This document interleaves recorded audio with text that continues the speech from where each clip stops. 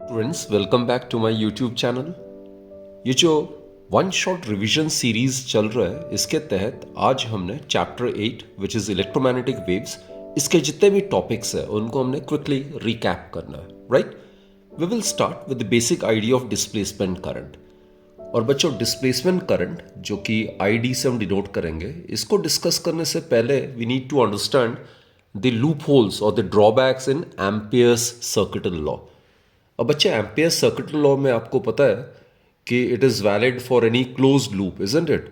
तो ampere circuit law का statement थोड़ा सा रिकलेक्ट कर लेते हैं हम। तो ampere circuit law it states that किसी भी क्लोज्ड लूप में जो line integral of magnetic field होता है, that is B vector dot d l vector, it is equal to mu naught times the net current threading through the loop. Right, this is the statement of ampere circuital law. लेकिन ये जो law है, जब हम ऐसे circuit element के लिए use करते हैं जैसे कैपेसिटर है, वहां पे this law is found to be inconsistent. तो उसी इनकंसिस्टेंसी को हटाने के लिए the concept of displacement current has been introduced. Students, let us consider a circuit involving a capacitor and which is connected to a source, and we are considering the charging of a capacitor. मान लेते हैं current जो है इस connecting wire से जा रहा है, और ये जो करंट है इसको हम कंडक्शन करंट कहते हैं। Conduction current is due to the movement of free electrons inside a conductor. और बच्चों, conduction current we are aware it is given by rate of flow of charge, that is d q by d t. तो ये हो गया आपका conduction current. Right, तो यहां से लेके यहां तक तो कंडक्शन करंट है। ये कैपेसिटर प्लेट्स है, पैरेलल प्लेट कैपेसिटर है। राइट, तो ये वाला बीच वाला जो रीजन है in the space between the plates of the capacitor, यहाँ पे तो कंडक्शन करंट पॉसिबल है नहीं, तो यहाँ पे आईसी जीरो हो जाता है।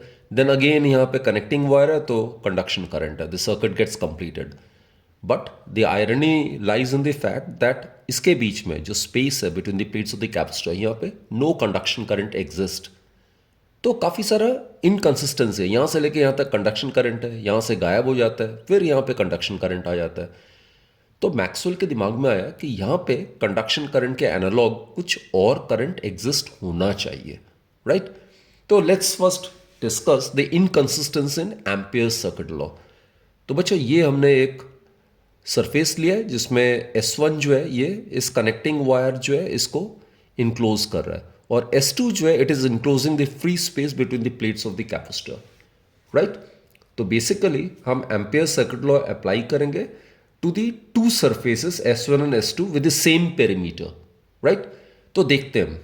तो S1 के लिए अगर हम अप्लाई करते हैं तो ampere circuit law it would B given bye closed line integral of the magnetic field, it is equal to mu naught times net current threading through the loop। जो S1 है इसमें से जो नेट करंट थ्रेड कर रहा है that is obviously the conduction current, that is IC।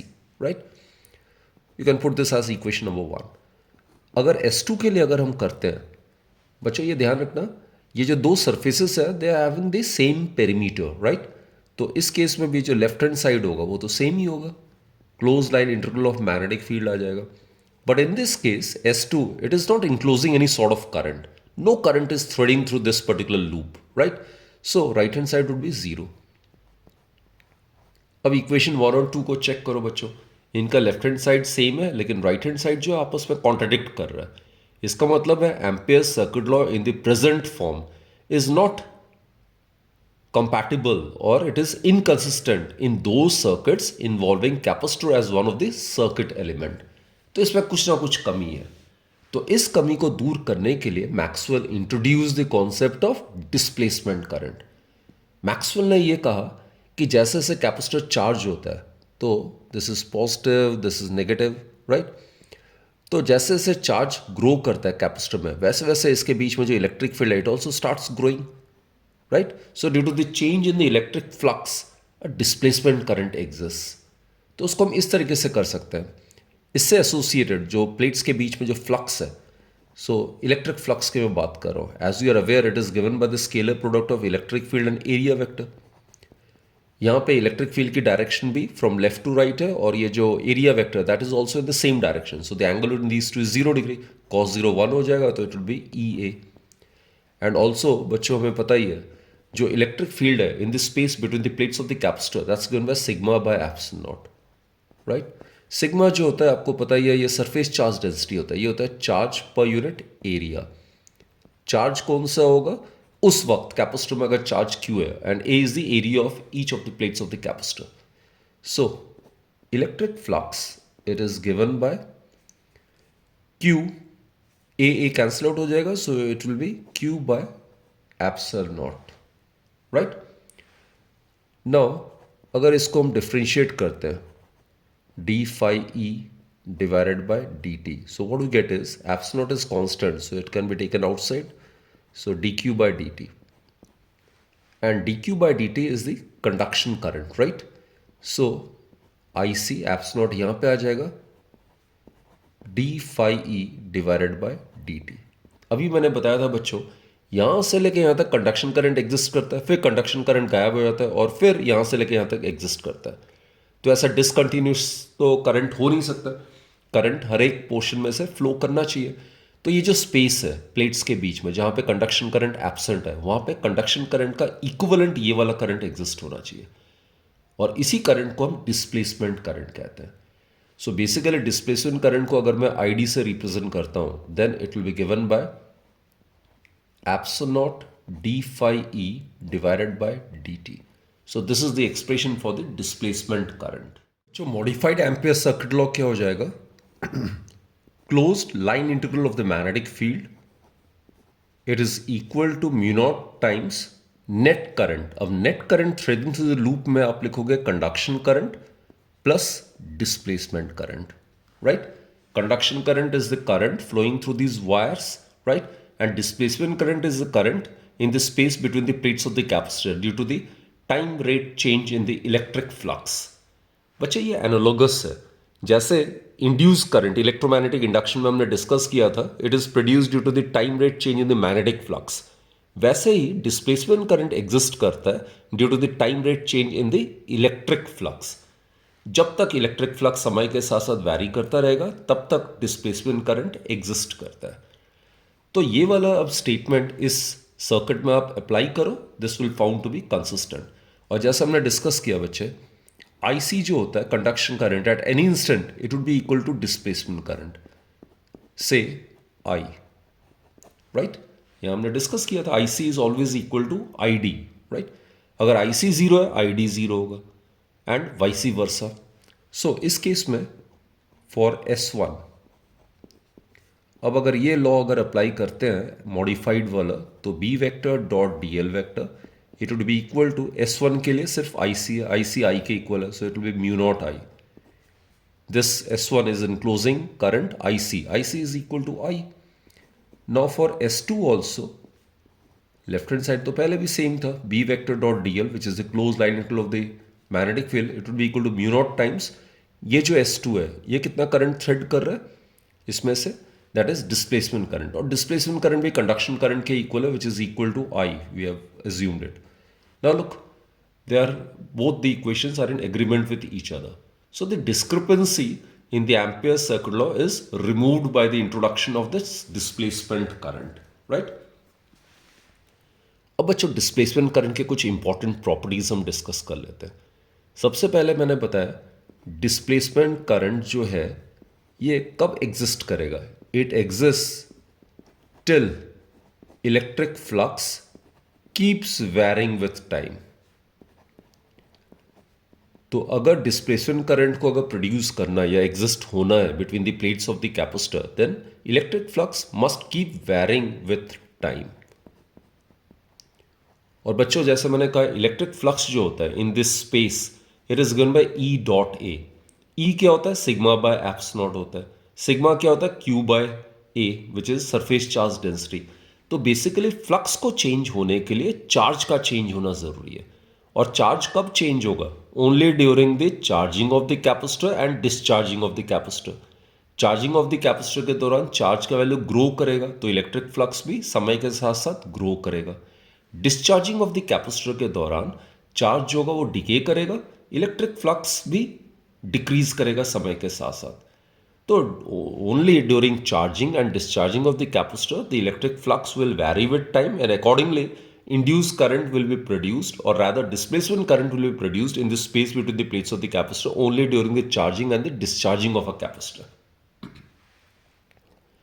अब बच्चों एक बार ये कैपेसिटर फुल्ली चार्ज हो जाता है, जब ये मैक्सिमम चार्ज अटेन कर लेता है उसको हम स्टेडी स्टेट कंडीशन कहते हैं.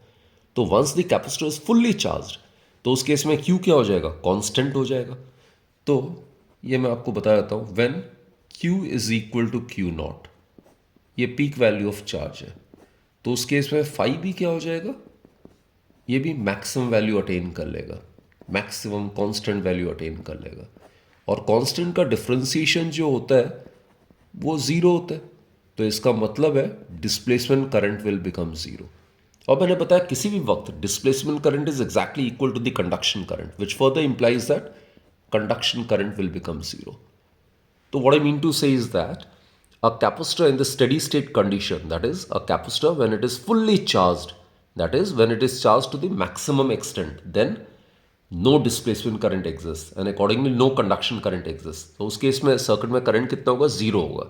तभी तो हम कहते हैं कि कैपेसिटर जब फुल्ली चार्ज होता है तो डीसी करंट को वो ब्लॉक करता है. कहने का मतलब है तब वो इनफाइनाइट रेजिस्टेंस ऑफर करता है. So this is the theoretical justification of that particular fact. So a capacitor in the steady state condition blocks the flow of DC or it offers infinite resistance to the flow of DC. Current के कुछ और भी important properties होता है. आपको पता है जहां पे करंट है उसके आसपास मैग्नेटिक फील्ड प्रोड्यूस होता है, उसको मैग्नेटिक इफेक्ट्स ऑफ करंट कहते हैं.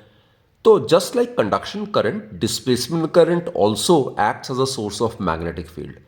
अब ये पैरेलल प्लेट कैपेसिटर है, ये positive plate, this is negative plate, right. तो प्लेट्स के बीच में जो स्पेस है वहां पे इलेक्ट्रिक फील्ड की डायरेक्शन क्या होगी, from positive to negative, as shown by this diagram, right. तो इसके पेरिफेरी में, इसके सरकमफ्रेंस में, जस्ट ये सर्कुलर प्लेट अगर है तो ऐसे ही सरकमफ्रेंस में मैग्नेटिक फील्ड एस्टैब्लिश हो जाता है. और ये मैग्नेटिक फील्ड जो होगा it will be tangential like this is the magnetic field. तो बेसिकली मैग्नेटिक फील्ड और परपेंडिकुलर और electric field they are perpendicular to each other, right. So जहां पे भी डिस्प्लेसमेंट करंट होगा उसके आसपास मैग्नेटिक फील्ड भी प्रोड्यूस होगा, just as conduction current acts as a source of magnetic field. और दूसरा एक और इंपॉर्टेंट पॉइंट है बच्चे, आईसी और आईडी. आपने यहां पे देखा आईसी और आईडी इंडिविजुअली डिसकंटिन्यूस होता है, लेकिन आईसी प्लस आईडी, इनका जो सम है IC plus ID, that possesses the property of continuity. इसका मतलब आईसी प्लस आईडी का वैल्यू किसी भी पॉइंट इन द सर्किट पे बिल्कुल सेम होगा, right. So the sum IC plus ID possesses a very very important property of continuity. तो इसी टर्म के IC plus ID के इंट्रोड्यूस करने से जो एम्पियर सर्किट लॉ में डिस्क्रिपेंसी था इस लूप के लिए, इस सर्किट के लिए, so that was able to get removed, right. तो अब हम डिस्कस करेंगे मैक्सवेल्स इक्वेशंस इन वैक्यूम. इसमें हम डिस्कस करेंगे कि किस तरीके से सिमेट्री है between electricity and magnetism, right. तो उसी से इलेक्ट्रोमैग्नेटिक वेव्स का कॉन्सेप्ट हम समझ पाएंगे, या वेरी इंपॉर्टेंट कॉन्सिक्वेंस है इसी सिमेट्री का is the existence of electromagnetic waves, right, जो कि अभी आगे हम डिस्कस करेंगे. तो let's start with the first Maxwell's equation which is Gauss's law in electricity. अब ये हमें पता ही है बच्चों, जो इलेक्ट्रिक फ्लक्स होता है इट इज गिवन बाय किसी भी close surface associated electric flux क्या होता है, close surface integral of the electric field E vector dot D S vector, right. और ये किसके इक्वल होता है, 1/ε0 times the net charge enclosed by the surface. यहां पे epsilon naught it is the absolute permittivity of free space, right. तो ये first Maxwell equation ये बताता है कि कहीं पे अगर चार्ज है, स्टैटिक चार्ज है, it will produce electric field, right. So electric field is produced by a source charge. अब बच्चे करते हैं मैग्नेटिज्म में गॉसेस लॉ क्या कहता है. तो यहाँ इलेक्ट्रिक फ्लक्स, तो उसका एनालॉग यहाँ पे क्या आ जाएगा, मैग्नेटिक फ्लक्स. जैसे इलेक्ट्रिक फ्लक्स होता है close surface integral of the electric field, वैसे मैग्नेटिक फ्लक्स होगा close surface integral of the magnetic field. और बच्चों यहाँ पे चार्ज की जगह क्या आएगा, नेट पोल स्ट्रेंथ. और किसी भी सरफेस में नेट पोल स्ट्रेंथ कितना होता है, जीरो होता है, because we are aware magnetic monopole do not exist. तो कोई भी सरफेस जो इनक्लोज करेगा वो मैग्नेटिक डाइपोल्स को इनक्लोज करेगा. तो उसमें मैग्नेटिक डाइपोल, एक मैग्नेटिक डाइपोल में equal and opposite pole strength होता है. तो नेट जो पोल स्ट्रेंथ होगा that will be always zero. So net pole strength enclose by close surface is always zero. तो चार्ज का एनालॉग जो होगा नेट चार्ज का, नेट पोल स्ट्रेंथ आएगा, that will be always zero. So it clearly suggests that magnetic monopole do not exist, which further suggests that poles, magnetic poles, always exist in equal and opposite pairs. तो किसी भी close surface में जितने magnetic field lines enter कर रहा होगा, ठीक उतने मैग्नेटिक फील्ड लाइंस उस सरफेस को लीव भी करना चाहिए. Faraday's laws of electromagnetic induction में, तो closed line integral of the electric field, it is equal to negative of d phi b by dt. This is the time rate change in the magnetic flux. तो ये clearly बताता है बच्चे, magnetic flux मतलब b vector dot a vector. So time varying magnetic field acts as a source of electric field. So that's the essence और that's the significance of Faraday's law. Now अभी हमने पढ़ा बच्चे Ampere's Maxwell law. इसको Maxwell का चौथा equation कहते हैं. तो इसी का एनालॉग है. देखो यहाँ पे line, close line integral of electric field है, तो यहाँ पे क्या आएगा, close line integral of the magnetic field आ जाएगा. It will be like this, and it is equal to mu naught times I C plus I D, conduction current plus displacement current. Just now we have discussed. तो इसको आगे अगर आप करना चाहो तो it can be written like this, mu naught I C plus mu naught I D किसके equal होता है, epsilon naught time rate change in the electric flux, that is d phi divided by dt. So this is modified Ampere's circuit law या Ampere Maxwell's law. और इस law का essence क्या है, time rate change in the electric flux, यानी कि time rate change in the electric field, यानी कि varying electric field, time varying electric field, it acts as a source of magnetic field. Again मैं repeat कर रहा हूं बच्चे, third और फोर्थ इक्वेशन पे ध्यान दो. टाइम वेरिंग मैग्नेटिक फ्लक्स या time varying magnetic field acts as a source of electric field, while time varying electric flux और time varying electric field acts as a source of magnetic field. तो basically ये जो time dependent electric और magnetic field है, they give rise to each other, right. So this is a very very important consequence of the symmetry, and the important consequence of the symmetry is the existence of electromagnetic waves. EM wave जो होता है उसके sources क्या है. अब हमें पता है अगर चार्ज रेस्ट पे है, if we consider the case of a stationary charge, then it will produce electrostatic field, यानी कि वो इलेक्ट्रिक फील्ड को प्रोड्यूस करेगा जो कि स्टैटिक होगा, जो कि समय के साथ साथ चेंज नहीं होगा. तो stationary charge can not act as a source of electromagnetic wave. तो इलेक्ट्रोमैग्नेटिक वेव होने के लिए क्या होना चाहिए, time and space varying electric and magnetic field होना चाहिए, जो कि एक दूसरे के सोर्स का काम करेगा, राइट. तो स्टेशनरी चार्ज तो ईएम वेव को प्रोड्यूस नहीं कर सकता. अगर चार्ज रेस्ट पे नहीं है, अगर यूनिफॉर्म मोशन में है, तो क्या करेगा, तो वो मैग्नेटिक फील्ड को प्रोड्यूस करेगा. लेकिन ये भी मैग्नेटिक फील्ड क्या होगा, स्टैटिक होगा, ये भी समय के साथ साथ चेंज नहीं होगा. सो ये दोनों, चाहे स्टेशनरी चार्ज हो या चार्ज मोशन में हो, दोनों केस में जो इलेक्ट्रोस्टैटिक फील्ड या मैग्नेटिक फील्ड प्रोड्यूस हो रहा है, they will not vary with time. So they will not vary with time. So therefore, either stationary charge or charges in uniform motion cannot act as a source of electromagnetic wave. क्योंकि बच्चों electromagnetic wave में जो electric field है, magnetic field है, वो समय के साथ वैरी करना चाहिए, and they should act as a source of one another. तो अब तीसरा क्या रह गया, एसिलेटेड चार्ज पार्टिकल. तो देखते हैं एसिलेटेड चार्ज पार्टिकल में क्या होगा. मान लेते हैं कोई चार्ज जो है वो ऑसिलेट कर रहा है.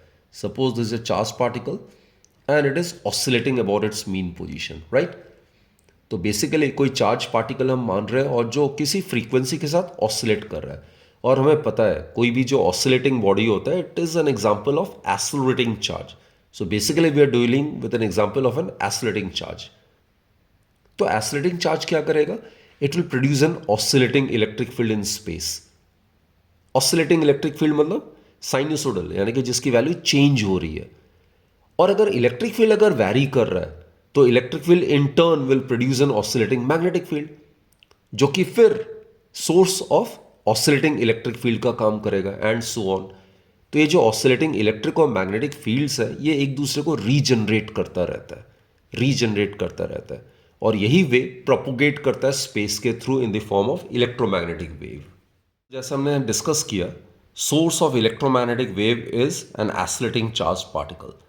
अब ये चार्ज पार्टिकल जिस फ्रीक्वेंसी के साथ ऑसिलेट करेगा, उसी फ्रीक्वेंसी का इलेक्ट्रोमैग्नेटिक वेव प्रोड्यूस होगा, right? So this is the simplest method of producing electromagnetic wave by making the charged particle to oscillate about its mean position. And the frequency with which the charged particle is oscillating, it will produce the electromagnetic wave of the same frequency. Electromagnetic wave को diagrammatically represent हम करते हैं, right? ये CBSE point of view से बहुत ही important सा diagram है जो कि अक्सर पूछा जाता है. सपोज कोई इलेक्ट्रोमैग्नेटिक वेव है, वो एक्स एक्सिस के अलॉन्ग प्रोपोगेट कर रहा है, और जैसा हमें पता है electromagnetic wave it consist of time and space varying electric field as well as magnetic field. Both electric field and magnetic field varies with time and they act as a source of one another. यानी कि electric field अगर समय के साथ साथ change होगा, it will produce time and space varying magnetic field which in turn will act as a source of time and space varying electric field. तो ये दोनों ऑसिलेटिंग इलेक्ट्रिक और मैग्नेटिक फील्ड एक दूसरे के सोर्स का काम करता है and they propagate in space in the form of electromagnetic wave. तो बच्चे दोनों साइनसोडल नेचर का होता है. तो मान लेते हैं इलेक्ट्रिक फील्ड जो है वो एक्स वाई प्लेन में ऑसिलेट कर रहा है, राइट? तो ये जैसे मैंने रिप्रेजेंट किया हुआ है, दिस इज इलेक्ट्रिक फील्ड. और ये कौन से प्लेन में ऑसिलेट कर रहा है? एक्स वाई प्लेन में इलेक्ट्रिक फील्ड ऑसिलेट कर रहा है, राइट? और ये एरो जो है ये इंडिकेट कर रहा है कि इलेक्ट्रिक फील्ड का मैग्नीट्यूड समय के साथ साथ चेंज हो रहा है, राइट? और ये एरोज आपने वाई एक्सिस के पैरेलल बनाना है. So this is the electric field which is oscillating in the X Y plane. तो मैग्नेटिक फील्ड कहाँ पे ऑसिलेट करेगा? परपेंडिकुलर प्लेन में ऑसिलेट करेगा. So magnetic field must oscillate in the XZ plane. तो तभी इलेक्ट्रोमैग्नेटिक वेव जो है उसको हम कहते हैं ट्रांसवर्स नेचर का है. तो electric field, magnetic field, they oscillate in perpendicular planes and also each of them are perpendicular to the direction of propagation of the wave. So EM wave is of transverse nature. तो यहाँ पे ढंग से आप एक बार दोबारा से समझ लो, electric field and magnetic field they tend to oscillate in perpendicular planes and both are perpendicular to the direction of propagation of the wave. तो यहाँ पे देखो इलेक्ट्रिक फील्ड जो है वो एक्स वाई प्लेन में ऑसिलेट कर रहा है, मैग्नेटिक फील्ड एक्सजेड प्लेन में ऑसिलेट कर रहा है. यानी कि they are perpendicular to each other. ये परपेंडिकुलर है, they mutually perpendicular to each other, right? So this represents electromagnetic wave. और किसी भी इंस्टेंट में जो इलेक्ट्रिक फील्ड का मैग्नीट्यूड है डिवाइडेड बाय मैग्नेटिक फील्ड का जो मैग्नीट्यूड है दैट इज कांस्टेंट. देखो यहाँ पे इलेक्ट्रिक फील्ड की स्ट्रेंथ कम है, करस्पॉन्डिंगली मैग्नेटिक फील्ड की स्ट्रेंथ भी कम है. यहाँ पे इलेक्ट्रिक फील्ड की स्ट्रेंथ मैक्सिमम है, तो करस्पॉन्डिंगली मैग्नेटिक फील्ड की स्ट्रेंथ भी मैक्सिमम है. So the ratio of the strength of the electric field to the magnetic field at a instant is always constant and that gives the velocity of the electromagnetic wave. तो बच्चों mathematically electromagnetic wave के जो electric field और magnetic field है उसको हम इस तरह से रिप्रेजेंट करेंगे. ये इक्वेशन वैलिड है जब electromagnetic wave is propagating along X direction, right? तो ऑब्वियसली जो इलेक्ट्रिक फील्ड होगा वो स्पेस और टाइम पर डिपेंड करेगा, तो it will be dependent on X and T. Similarly magnetic field will also be dependent on X and T because the wave is assumed to be propagating along the positive X direction, right? और electric field हमने माना है कि along X Y plane में oscillate कर रहा है, magnetic field XZ plane में ऑसिलेट कर रहा है. So this is the standard equation. E naught and B naught are the electric field amplitude and the magnetic field amplitude. Amplitude का मतलब मैक्सिमम वैल्यू. ओमेगा बच्चों एंगुलर फ्रीक्वेंसी है. K जो है यहाँ पे, हियर के इज 2 पाई बाय लैम्डा. और बच्चों इसको हम कहते हैं, this is known as propagation vector, या इसको हम कहते हैं मैग्नीट्यूड ऑफ वेव वेक्टर. इसको हम कहते हैं वेव वेक्टर और उसका मैग्नीट्यूड, या इसको हम प्रोपोगेशन वेक्टर भी कह सकते हैं, राइट?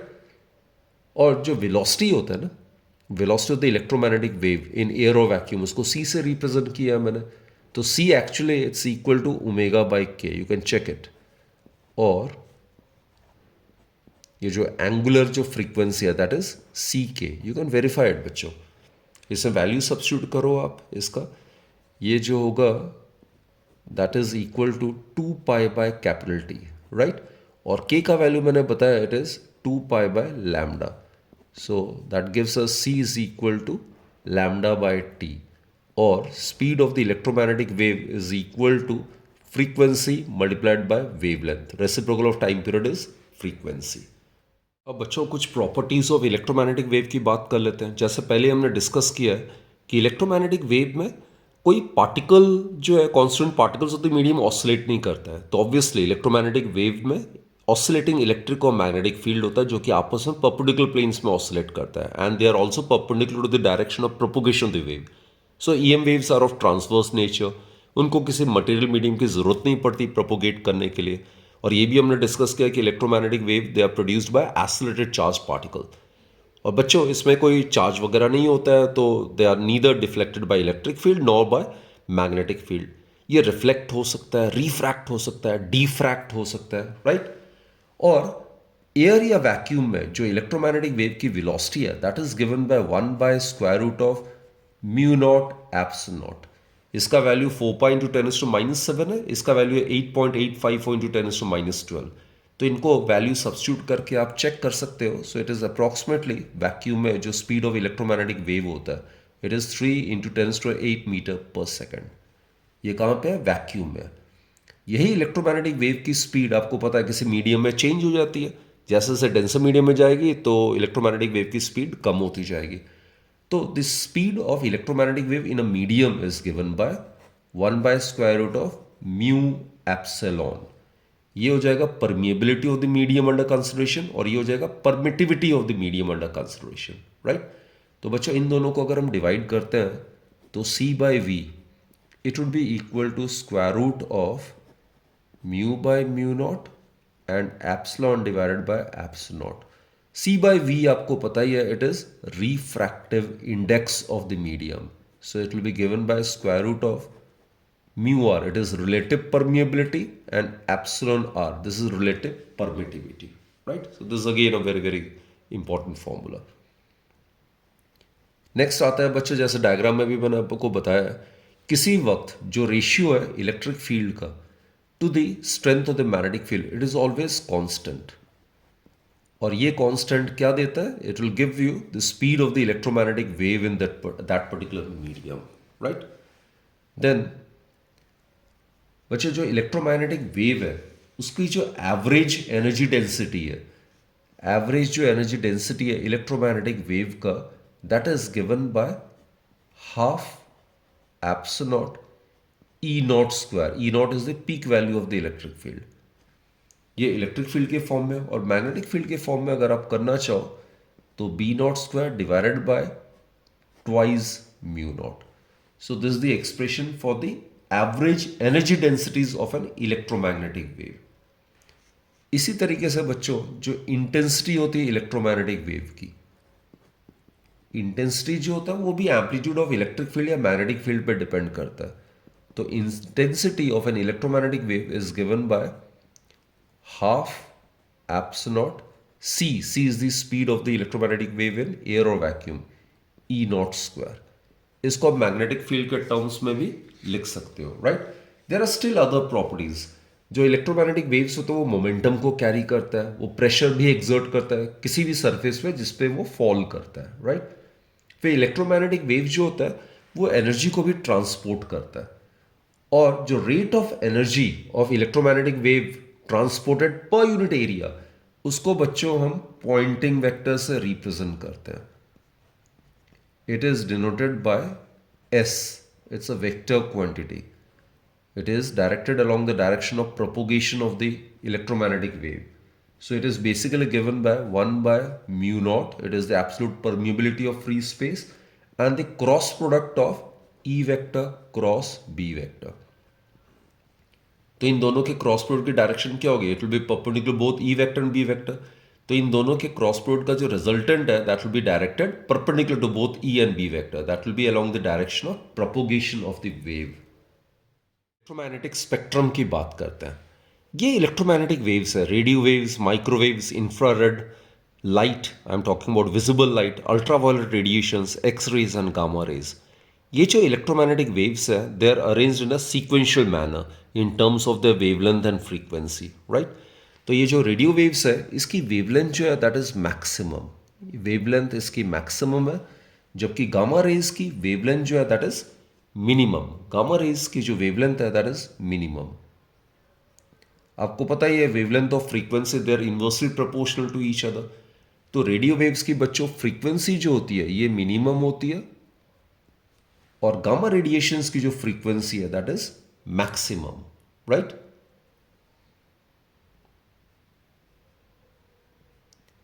सो ये जो इलेक्ट्रोमैग्नेटिक वेव्स है एक सीक्वेंशियल फॉर्म में अरेंज्ड है इन असेंडिंग और descending order of the wavelength and frequency. This is known as electromagnetic spectrum. Right. अब हम क्या करेंगे, ये सारे जो डिफरेंट इलेक्ट्रोमैग्नेटिक वेव्स हैं इनकी वेवलेंथ का रेंज, फ्रीक्वेंसी का रेंज, कैसे ये प्रोड्यूस होता है, कैसे इनको हम डिटेक्ट कर सकते हैं और इनके क्या क्या यूजेस है. तो बच्चों इनमें से ज़रूर शॉर्ट टाइप क्वेश्चन में ज़रूर ये पूछा जा सकता है. तो लेट्स चेक इट आउट. तो वेवलेंथ का रेंज मैंने यहाँ पे लिखा हुआ है. तो रेडियो वेव जैसे कि नाम से ही क्लियर है, इनकी जो वेवलेंथ होती है वो 0.1 मीटर से ज़्यादा होती है, 600 मीटर तक जा सकती है. रेडियो वेव्स का बच्चों फ्रीक्वेंसी का जो रेंज होता है वो लगभग 10⁵ टू 10⁹ हर्ट्ज होता है. और रेडियो वेव्स में भी अलग अलग कैटेगरी होता है. इसमें रेडियो वेव्स में आ जाता है आपका short radio waves, then television और एफएम रेडियो के लिए, एएम रेडियो के लिए, फिर लॉन्ग रेडियो वेव्स आ जाता है. तो इसका रेंज काफ़ी ज़्यादा होता है. और रेडियो वेव्स जो है मेनली हम यूज़ करते हैं रेडियो और टेलीविजन कम्युनिकेशन सिस्टम में. रेडियो वेव्स को काफ़ी सारे, जैसे मैंने कहा, कैटेगरीज पे हम डिवाइड कर सकते हैं further depending upon their frequency range. तो बेसिकली प्रोडक्शन कैसे होता है, acylated charge particles in the wire या एलसी सर्किट में जहाँ पे करंट का वैल्यू चेंज कर रहे हैं. राइट. तो उस हिसाब से हम रेडियो वेव्स को हम प्रोड्यूस कर सकते हैं. नेक्स्ट आता है बच्चों माइक्रोवेव्स. इसकी जो वेवलेंथ है वो रेडियो वेव से कम है, लेकिन फ्रीक्वेंसी जो वो रेडियो वेव से थोड़ी ज़्यादा है. तो वेवलेंथ का रेंज है 0.1 मीटर टू 1 मिलीमीटर. वेवलेंथ कम होता जाएगा. राइट. जबकि फ्रीक्वेंसी जो वो बढ़ता जाएगा, 10⁹ टू 10⁻12 हर्ट्ज है. और इसको प्रोड्यूस करते हैं, आई मीन जो माइक्रोवेव्स है इनको हम प्रोड्यूस कर सकते हैं बाय स्पेशल वैक्यूम ट्यूब्स, जिसको हम क्लिस्ट्रॉन्स कहते हैं या मैग्नेट्रॉन्स कहते हैं या गन डायोड्स कहते हैं.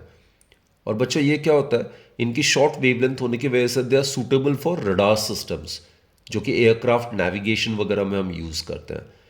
और ये जो रडार होता है they also provide the basis for the speed guns, जो कि यूज़ हम करते हैं टाइम फास्ट बॉल्स के लिए या टेनिस सर्व्स के लिए, या ऑटोमोबाइल्स में भी हम यूज़ करते हैं. और माइक्रोवेव ओवन्स में तो हम यूज़ करते ही करते हैं माइक्रोवेव्स में. राइट. तो माइक्रोवेव ओवन के बारे में बता दूं कि ऐसे ओवन में क्या होता है, जो फ्रीक्वेंसी होता है ना माइक्रोवेव्स का, it is selected to match the resonant frequency of water molecules. तो रेजोनेंस में क्या होता है, वो फ्रीक्वेंसी मैच कर जाता है, जो माइक्रोवेव्स की फ्रीक्वेंसी है और जो वाटर मॉलिक्यूल्स के फ्रीक्वेंसी है उसको मैच करके रेजोनेंस कंडीशन ऑब्टेन किया जाता है. और रेजोनेंस में क्या होता है, बहुत हाई एम्पलीट्यूड के साथ ऑसिलेट करने लगता है. तो उसमें क्या होता है, एनर्जी जो है वो वेव से ट्रांसफर हो जाती है efficiently to the kinetic energy of the molecules. अब जब काइनेटिक एनर्जी बढ़ जाती है तो it definitely raises the temperature of the food containing water. Right. तो उस तरीके से फूड आइटम्स को गर्म करने के काम आता है. Microwave ovens they make use of microwaves.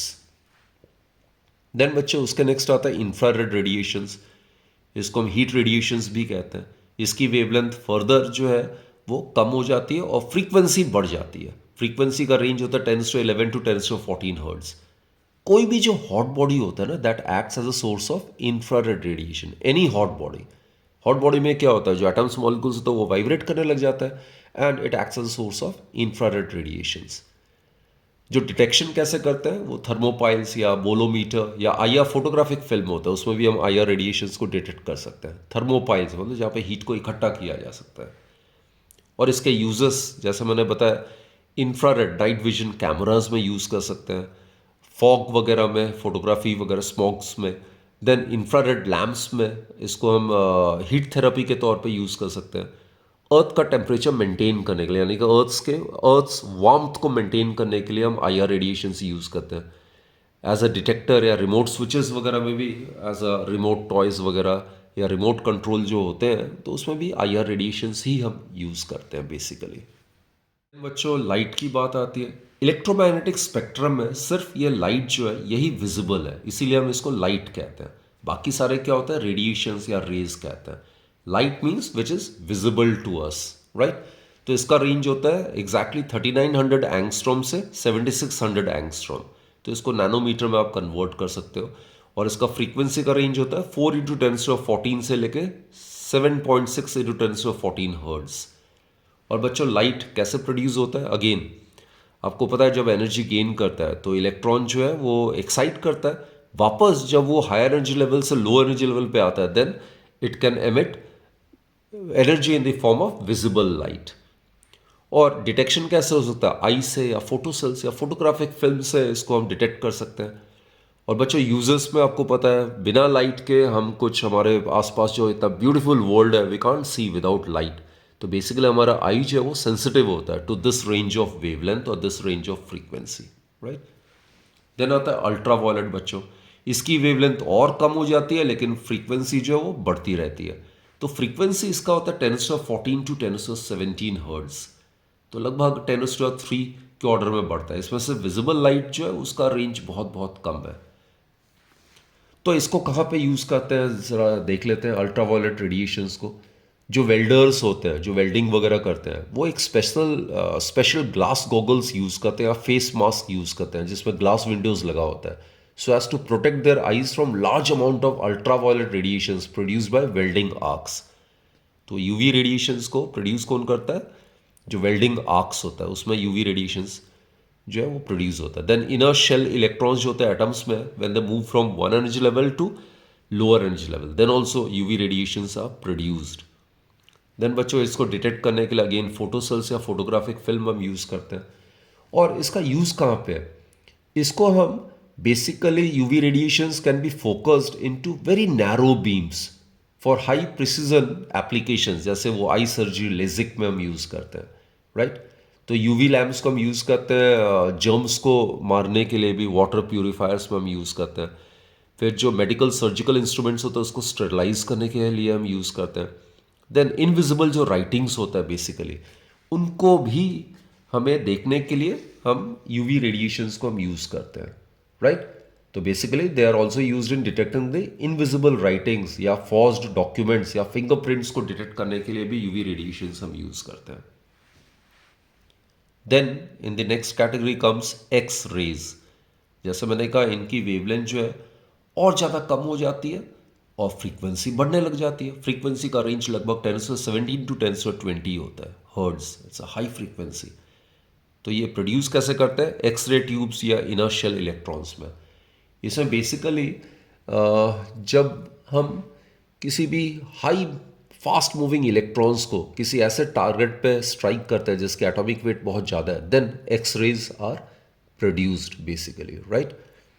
तो इसको डिटेक्ट करने के लिए फोटोग्राफिक फिल्म या गीगर ट्यूब्स आयोनाइजेशन चैम्बर वगैरह यूज़ कर सकते हैं। और एक्सरेज को एज अ डायग्नोस्टिक टूल के तौर पे हम यूज़ करते हैं, राइट। डायग्नोज करने के लिए बेसिकली। तो डायग्नोज क्या करता है? ये कहीं पे कोई फ्रैक्चर होता है जो भी है आई मीन मेडिकल डायग्नोसिस में आई मीन फ्रैक्चर को हम लोकेट करते हैं बोन में कहाँ फ्रैक्चर आया या detecting foreign materials like coin और बुलेट इन द बॉडी। या इसको हम रेडियोथेरेपी में भी यूज़ कर सकते हैं so as to cure skin diseases cancers tumours. Engineering में हम यूज़ करते हैं कहीं क्रैक्स वगैरह या flaws in the finished metallic materials को पता लगाने के लिए। और बच्चों एक्स रेज का यूज़ हम वहाँ पे भी करते हैं एयरपोर्ट्स वगैरह में भी so as to detect mean gold silver diamonds या अदर कॉन्ट्राबैंड गुड्स जो होते हैं वो कंसील्ड होते हैं बैग्स में या शरीर के अंदर ही इंसान जो वो छुपा के जाता है तो एक्स रे से हम वो डिटेक्ट कर सकते हैं। और लास्ट में आता है गामा रेडिएशंस। जो इलेक्ट्रोमैग्नेटिक स्पेक्ट्रम है उसमें गामा रेज जो है इनकी वेवलेंथ सबसे कम होती है और फ्रीक्वेंसी सबसे ज़्यादा होती है। जिसके जितनी फ्रीक्वेंसी होगी उसमें उतनी ज़्यादा एनर्जी होता है, राइट। सो इसकी जो फ्रीक्वेंसी का रेंज है दैट इज 10⁻19 टू 10⁻22 हर्ट्ज। और ये बच्चों न्यूक्लियर रिएक्शंस के दौरान ही प्रोड्यूस होता है। जैसे न्यूक्लियर फिजन में क्या होता है कि एक हैवी अनस्टेबल न्यूक्लियाई को फास्ट मूविंग न्यूट्रॉन से बम्बार्ड कराता है तो उसमें दो मीडियम साइज न्यूक्लियाई प्रोड्यूस होता है along with neutrons and gamma radiations. तो न्यूक्लियर रिएक्शंस में गामा रेज जो है वो प्रोड्यूस होता है, राइट। और रेडियो एक्टिव डिके के दौरान भी गामा रेज प्रोड्यूस होता है। तो इसको भी आयनाइजेशन चैम्बर या फोटोग्राफिक फिल्म से हम डिटेक्ट कर सकते हैं। और इसका यूज़ क्या होता है? बहुत ही रेस्ट्रिक्टेड यूज़ है इसका। और इसको हम कैंसर सेल्स को डिस्ट्रॉय करने के लिए यूज़ कर सकते हैं या फूड प्रिजर्वेशन के लिए यूज़ कर सकते हैं या एटॉमिक न्यूक्लियाई के स्ट्रक्चर को समझने के लिए या एग्जामिन करने के लिए भी हम गामा रेडिएशंस को यूज़ करते हैं, right. So these were the different types of electromagnetic waves along with their production, detection and uses. तो ये बच्चों चार्ट मैंने बड़ी मेहनत से बनाया हुआ है आप लोगों के लिए, पूरा समरी है, तो इसको ज़रूर ज़रूर आप पढ़ लेना और याद करने की कोशिश करना, राइट। तो बच्चों ये चैप्टर हमने पूरी तरीके से अच्छी तरह से रिवाइज कर लिया। I am very very sure you must have been benefited from this particular session. And ऐसे ही खूब मन लगा के पढ़ाई करो, एक एक टॉपिक करो, सिलेक्टिव स्टडी अवॉइड करना, हर टॉपिक को डिटेल से करो और एग्ज़ाम से पहले 2-3 बार रिवाइज कर लेना। क्विक रिवीजन के लिए ये जो मॉड्यूल्स या कैप्सूल्स मैं बना रहा हूँ, डेली बेसिस पे अपलोड कर रहा हूँ, I am very very sure they must be very very helpful to you, right, for your examination preparation. So keep watching my videos, and from my side, all the very very best. Do take very good care of yourself and take care, बच्चों.